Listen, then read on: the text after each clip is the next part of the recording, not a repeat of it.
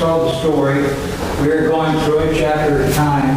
Essentially, the story is the Holy Bible that is kind of in condensed form.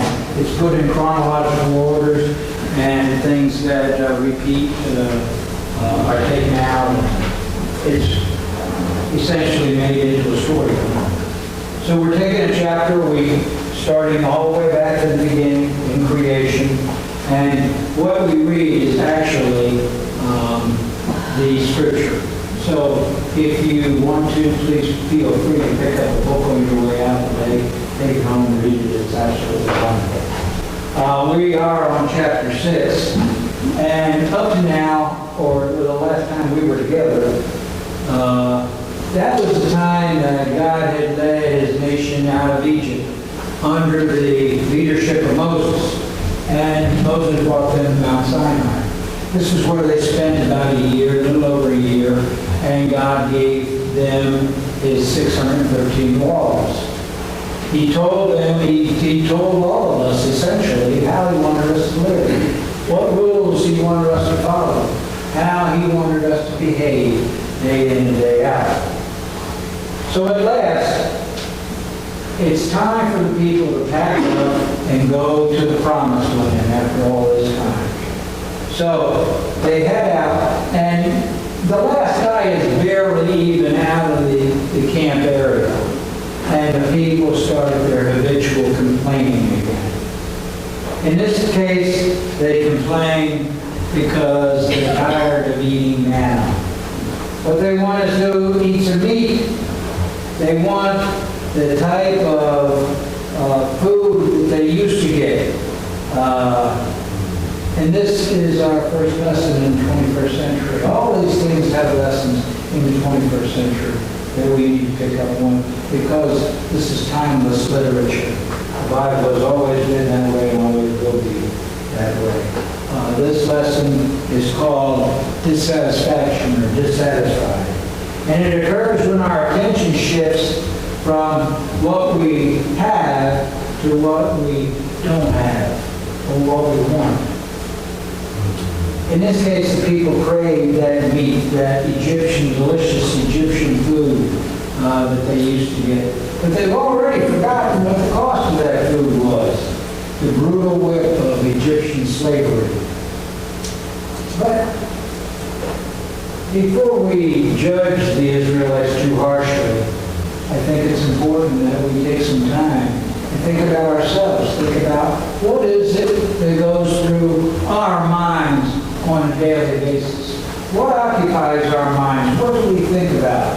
Are we grateful for what God has given us? Or are we always thinking about what we don't have and what we'd like to have? This is the exact same message that I gave you when we studied the story of Joseph. Are we happy when God is with us and living in our lives and taking care of the day-to-day stuff and making our projects good? Or are we always thinking about the valley that we're in? You have to ask yourself. And I want you to understand that desire is not necessarily a sin. Desire only becomes a sin when it turns into greed. That's when we get into trouble. It's also a sin when our desires are prioritized high on our list, higher than giving thanks. We should be giving thanks more often during the day than we desire things. But anyway, these are the things that the Israelites weren't thinking about. And this is why God got so terribly angry at them. And I would suggest that you don't fall into the same trap. There's also a wonderful lesson in this chapter about jealousy. You remember reading in your books about Miriam and Aaron and their growing jealousy over Moses' position and influence. I love this little cartoon. It's always Moses and God, Moses and God, God and Moses. What about us? It's an amazing 21st century lesson. And understand here, we're not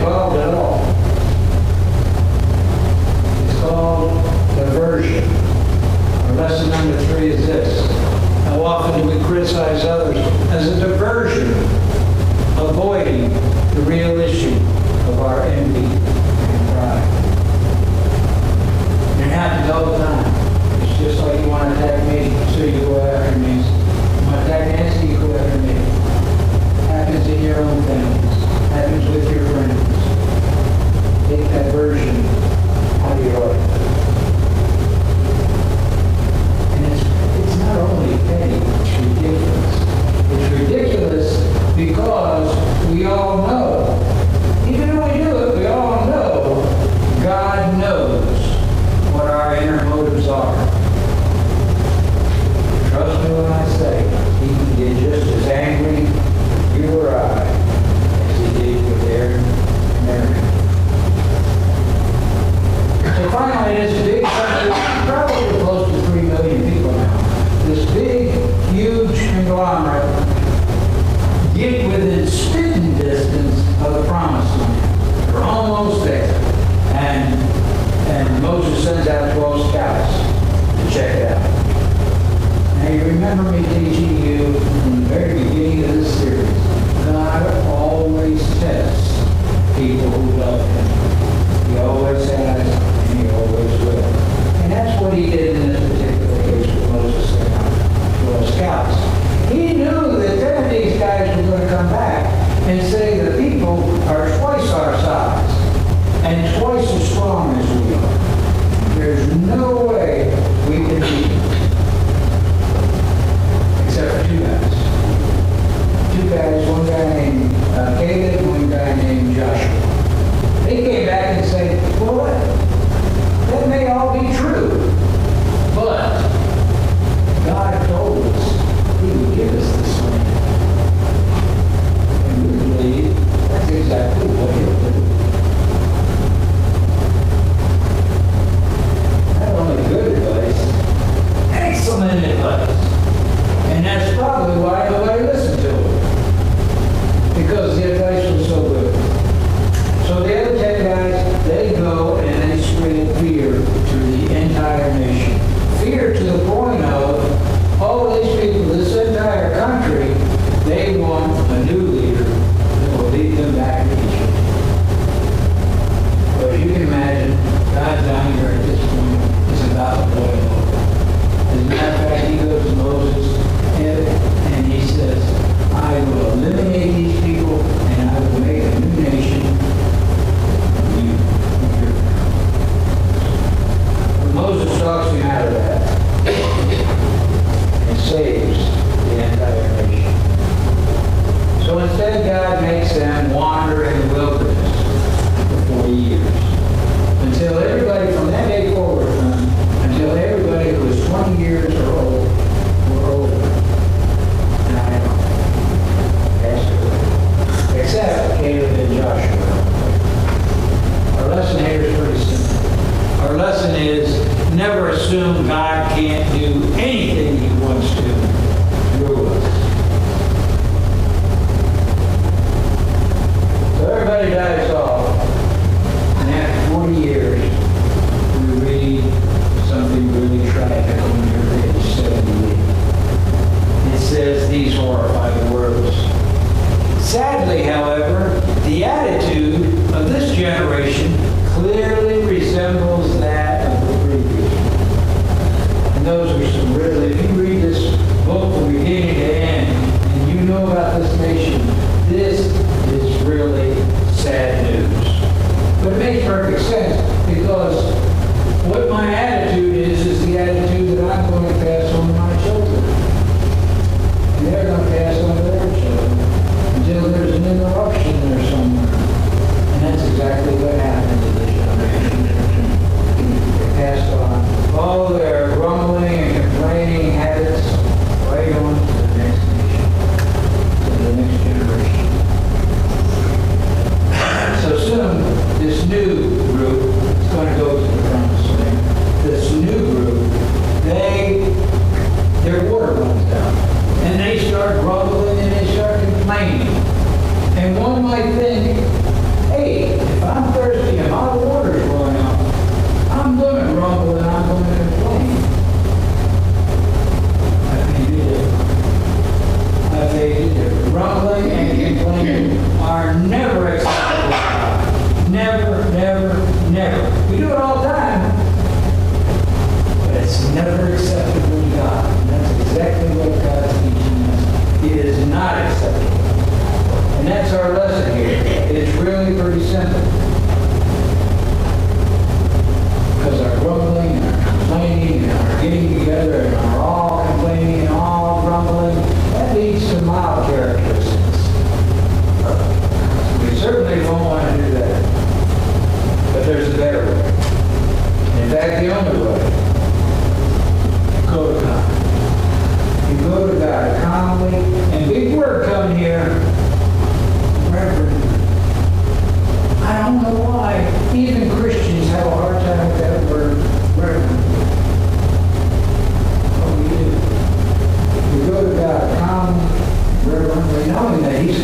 everything in control. Everything is under His hands, under His control. Whatever it is He wants to do. And the next thing we do is we thank Him for our graces. Always thank Him first. And then we pray. Reverently. That God give us more, if it be His will. And I guarantee you go to God in this fashion, you get your water. I guarantee it. Jesus told us exactly that.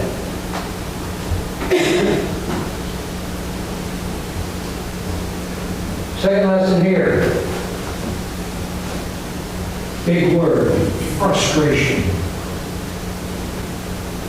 Second lesson is frustration is not a tool to our losing control and doing the wrong thing. This is exactly what God's teaching us through Moses. Seriously, as you read this chapter, you get the distinct impression that leading these people is like living in a house with 10 nagging wives, constantly asking. Frustration is inevitable. Frustration is going to build up. God is telling us frustration is not a defense for losing the cool. God imposed a seemingly very severe punishment on Moses for striking the rock instead of talking to the rock. Now I want to tell you, it doesn't matter what Moses did to the rock or what God told him to do to the rock. We all know the end of the story. But I will tell you that one of you brought out to me a misprint in this book about that story. It said that he struck the rock once when he should have struck it twice. Or that he didn't talk to her. I don't remember exactly. I have not had time to research it.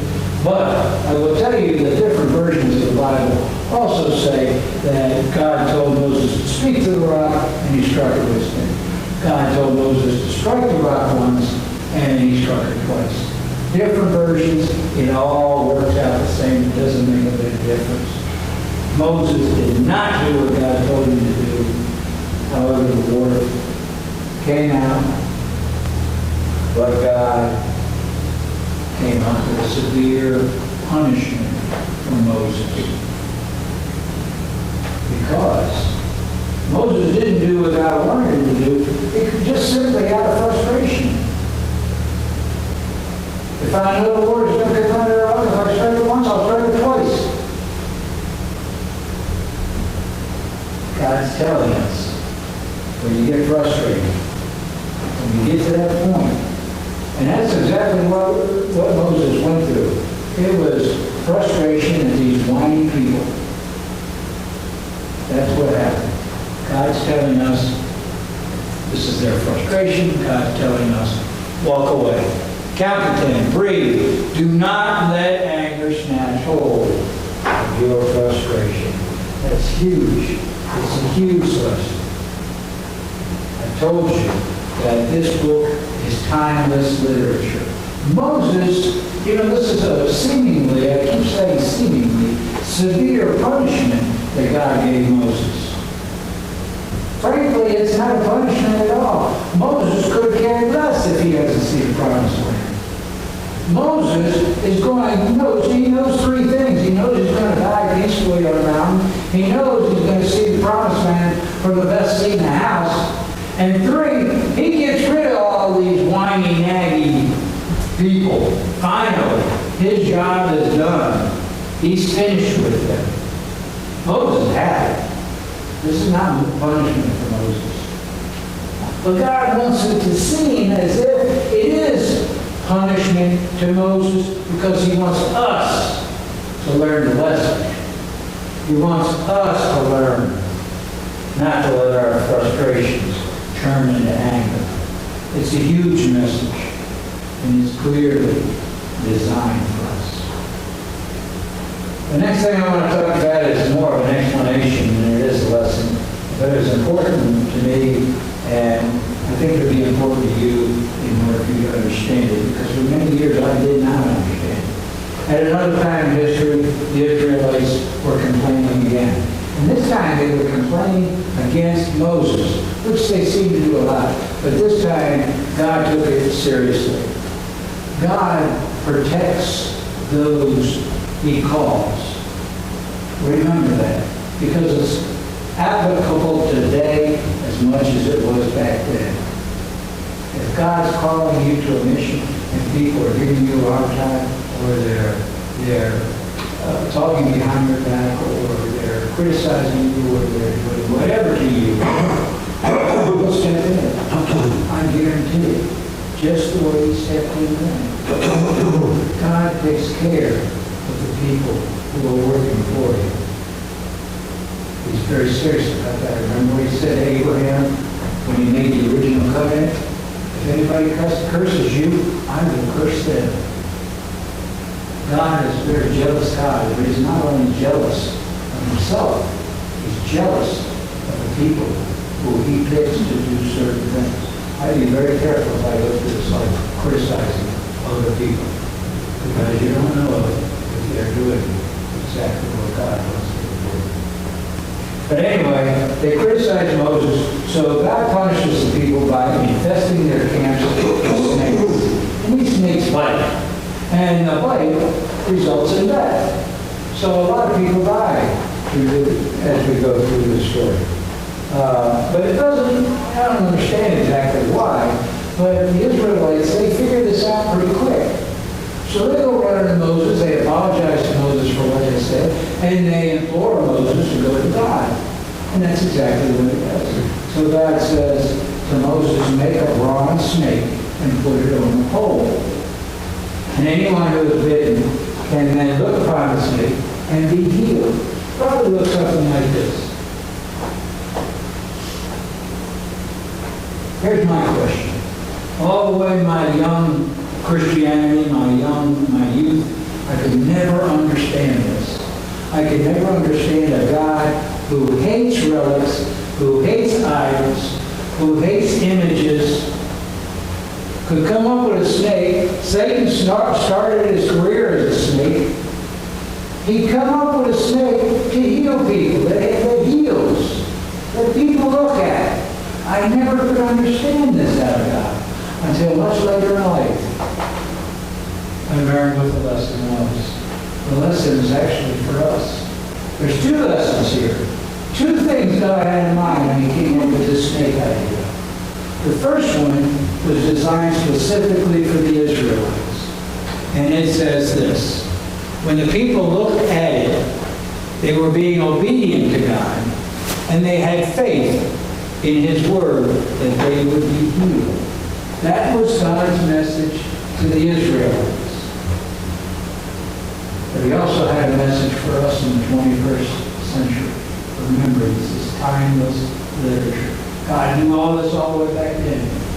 He wanted to send us a message. Our message is the snake would later in history become the cross of Christ, and whoever looked upon it would be healed from their deadly sins. You know, I don't know about you, but it's symbolism like this, that when I study the Bible, it's just incredibly cool. It's an incredibly cool book to learn, to study all this hidden stuff. That is really cool. Hope you read your chapter this week, because if you didn't, you missed a lot of stuff. I don't know what I was talking about, most of it. But you also missed cool stuff like Balaam having a conversation with his donkey. You missed stuff. Even more importantly, you missed Moses commissioning Joshua to take over this country, this land, and take it into the promised land. But what I really wanted to finish up with today was this guy Moses. The Bible tells us that Moses was one of the most humble men to ever live on the earth. And of all the people on the earth, God said this of him. It was in your call to worship this morning. Of all my house, he, Moses, is the one I trust. Ah, those are huge words. I want to finish up by reading to you the last verse in the book of Deuteronomy. It says this, "But since then, there has not arisen in Israel a prophet like Moses, whom the Lord knew face to face, in all the signs and wonders which the Lord sent him to do in the land of Egypt before Pharaoh, before all of his servants, and in his land, and by all the mighty power and all the great terror which Moses performed